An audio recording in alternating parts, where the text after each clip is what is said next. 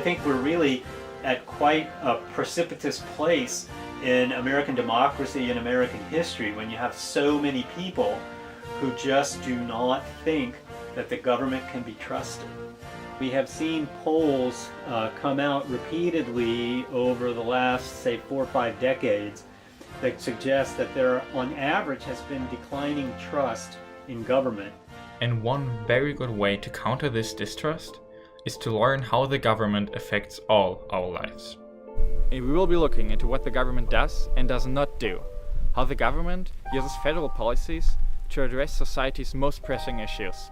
And we will connect these questions to possibly the greatest danger our modern society faces: climate change.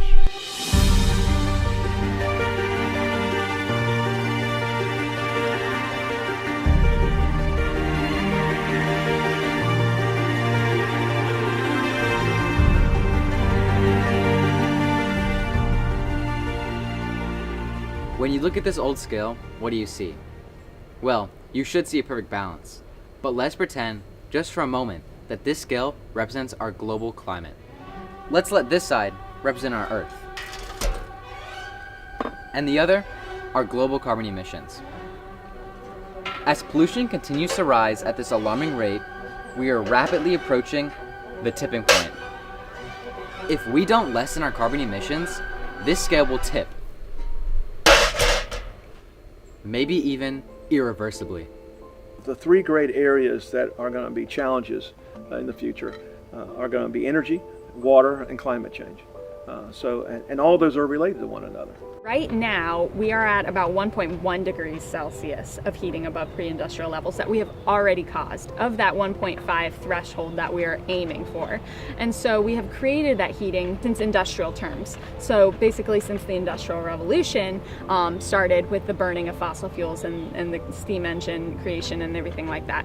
Putting greenhouse gases into the atmosphere as a result of burning fossil fuels is what is causing our world to heat up. We're preventing those infrared rays that come from the sun from escaping back into the atmosphere by creating basically a blanket of greenhouse gases around the Earth. Think of it as a cold day, but your car's been sitting in the sun for a long period of time, and your car's going to be hot inside. And that's what's happened, is that all of the heat of the Earth has been trapped within the atmosphere, and it's not escaping like it used to in a natural basis. Here in the US, we see wildfires on the news more and more often, more and more extreme. In California, so there are these drought and heat extremes that will also have a significant effect. The summer alone clearly has indicated that the numbers of fires that we see not only in California but throughout the West are growing both in quantity and the scope of the devastation.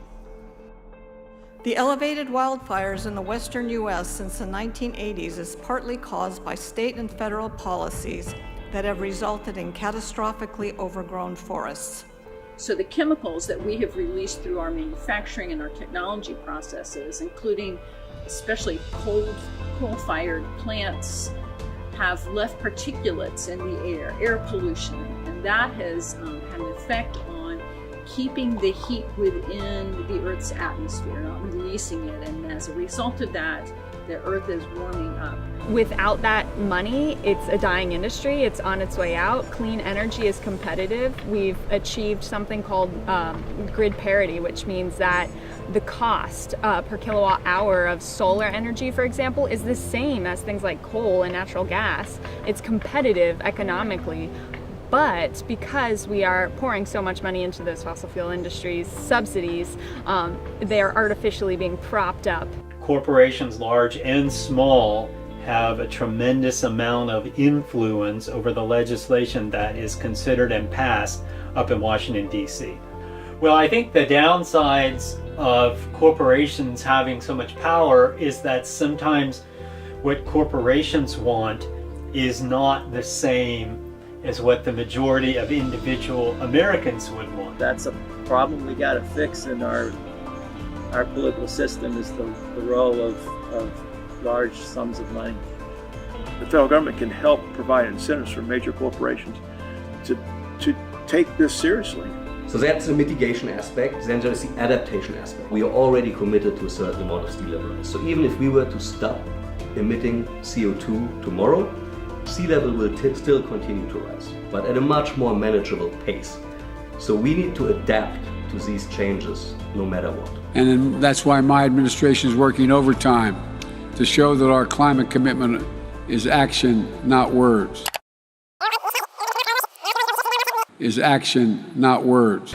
I think the federal government's primary goal really is in leadership. I might challenge the goal about making people as happy as possible. That should not be the goal of government, to make people happy.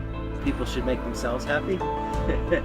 And then government should provide the conditions under which that's more likely to happen. Of course, it shouldn't be something that scares people and prevents them from living their lives, but you can live your life in a way that you at least become part of the solution and be less part of the problem.